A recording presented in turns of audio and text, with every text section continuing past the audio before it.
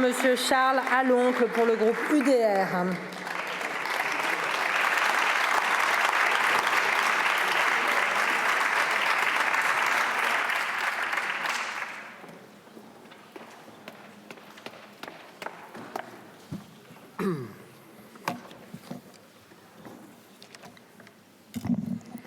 Madame la Présidente, Monsieur le Premier ministre, Mesdames et Messieurs les députés, chers collègues, il est des choses que les mots ne peuvent expliquer, des choses qui ne cessent d'étonner tant elles sont déconnectées des réalités ou du quotidien des Français. Je pense au déni des macronistes, expliquant à l'envi que leur bilan est excellent, tellement brillant que les Français l'ont rejeté massivement par 2 fois cet été dans les urnes. Je pense à l'aveuglement de la pseudo-droite, prétendument républicaine, qui proclame encore défendre des valeurs. Elle le prétend alors même qu'elle a perdu la boussole du peuple, alors même qu'elle sert aujourd'hui de béquille à une Macronie à bout de souffle. Cette droite qui a préféré la victoire de l'union des gauches plutôt que celle de l'union des droites, cette droite qui préfère la défaite de ses concurrents plutôt que la victoire de la France. Et puis bien sûr, plus encore face à cette motion de censure, je pense à la mauvaise foi de la gauche. C'est devenu d'ailleurs une signature.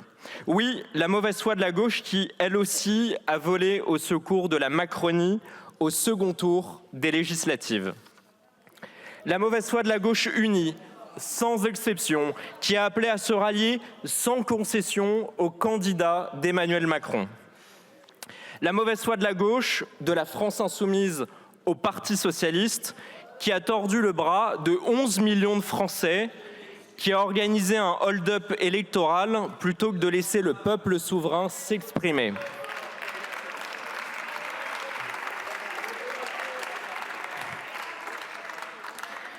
Chers collègues de gauche, pour ceux qui, parmi vous, auraient la mémoire un peu chancelante, je vous propose un rappel, il sera très rapide.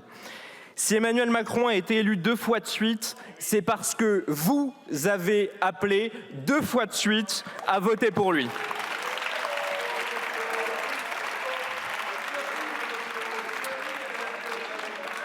Par vos manœuvres, encore aux législatives, au mépris de la démocratie, vous avez été les uniques responsables du blocage institutionnel. Par vos manœuvres, au mépris du peuple, c'est vous et vous seuls qui avez offert une planche de salut à Emmanuel Macron.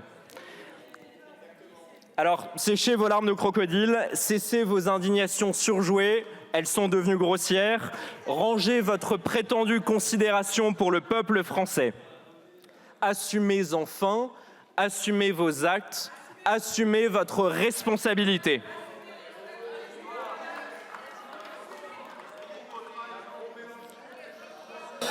Ce gouvernement ne vous plaît pas, nous non plus, mais notre différence par rapport à vous, c'est que nous n'avons désisté aucun candidat pour lui.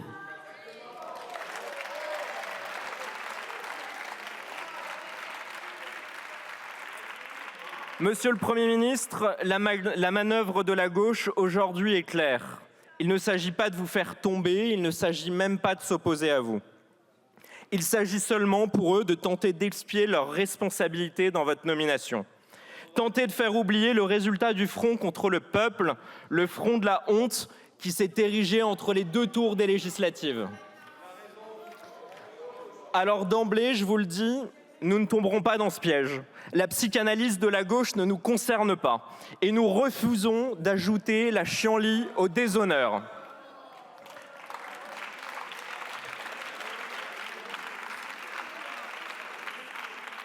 Aujourd'hui, 3 mois après les législatives, la France a besoin d'un gouvernement. Les Français réclament des actions fortes et immédiates. Alors, nous ne bloquerons pas ce gouvernement a priori. Nous agirons en élus responsables et jugerons sur les actes, rien que sur les actes et encore sur les actes. Si une censure doit intervenir, ce sera sur des choix politiques clairs et majeurs. Soyez certains qu'elle arrivera si certaines lignes rouges sont franchies. Ces lignes rouges ont été annoncées par notre président Éric Ciotti. Pas de hausse d'impôts, pas de laxisme migratoire. Monsieur le Premier ministre, je veux vous le dire au nom de mon groupe, j'aimerais croire en vous.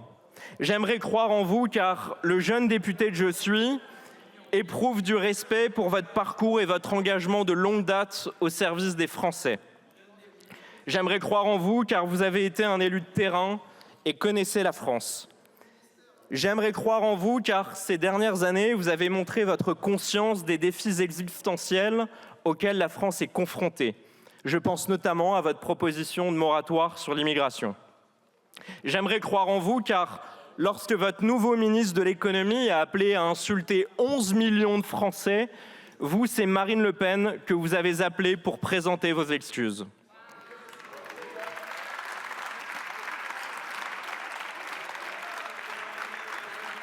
Ce respect est un minimum républicain, mais il est devenu bien rare, surtout de ce côté de l'hémicycle. Monsieur le Premier ministre, j'aimerais croire en vous aussi lorsque j'entends votre ministre de l'Intérieur parler comme nous le faisons à l'UDR, quand je l'entends adopter des pans entiers de notre programme, quand je l'entends enfin rompre avec des années d'aveuglement sécuritaire et migratoire. Ce réveil est salutaire car c'est l'identité de la France qui est en jeu, c'est la sécurité de nos familles qui en dépend. Alors, nous ne laisserons pas votre gouvernement se payer de mots. Les déclarations fracassantes, ça n'a jamais sauvé la moindre vie. Ça n'a jamais sauvé, et certainement pas celle de Philippine, Lola, Thomas, Mathis, Julien, Timothy, Laura, Morane, Kylian et leur interminable cortège. Les discours tapageurs, ça n'a jamais renvoyé le moindre délinquant en situation irrégulière chez lui. La démagogie, ça n'a jamais fermé une frontière. Alors maintenant, place aux actes forts, aux actes fermes. Mais malgré cette envie d'y croire, Monsieur le Premier ministre, le doute s'installe et il grandit. Car je vous le demande au fond, qui dois-je croire ?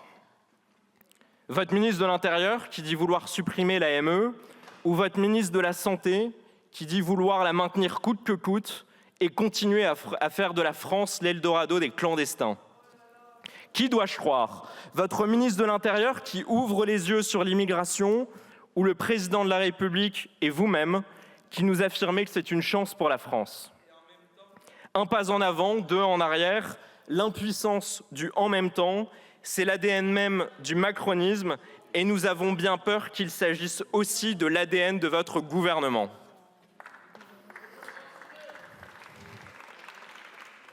Monsieur le Premier ministre, je me fais ce soir le porte-voix de millions de Français.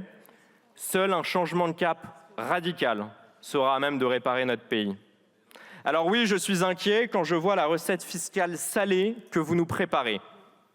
Depuis votre prise de fonction et jusqu'à la présentation du budget, c'est le calendrier de l'avant de l'impôt. Chaque jour, on ouvre une case et chaque jour, c'est une nouvelle taxe qui augmente. Votre matraquage annoncé contre nos retraités, nos familles et nos entreprises est en train de nous faire basculer d'une neutralité assumée à une hostilité fondée. Vous le savez, Monsieur le Premier ministre, on se connaît, je suis un entrepreneur, un créateur d'entreprise, et j'ai trop connu cet enfer fiscal et normatif. Alors je vous en conjure, reculez devant l'absurdité économique qui guide vos premiers pas. Partout où il sera question de hausse d'impôts plutôt que de baisse des dépenses publiques, vous nous aurez sur votre chemin. Monsieur le Premier ministre, nous refusons le chaos institutionnel dans lequel la gauche, menée par Jean-Luc Mélenchon, rêve de nous plonger. Nous serons responsables parce que la période le commande. Nous ne vous censurerons pas a priori parce que nous voulons vous juger sur les actes. Mais notre vigilance, vous l'avez compris, est maximale. Ce n'est en réalité pas la nôtre, c'est celle du peuple français. C'est celle de millions d'électeurs, de millions de travailleurs qui nous ont fait confiance, qui aiment notre pays et qui attendent l'alternance. Il est minuit moins le quart, Monsieur le Premier ministre. Votre gouvernement est en sursis, le peuple vous regarde et nous ne laisserons rien faire contre lui. Je vous remercie. Je vous remercie.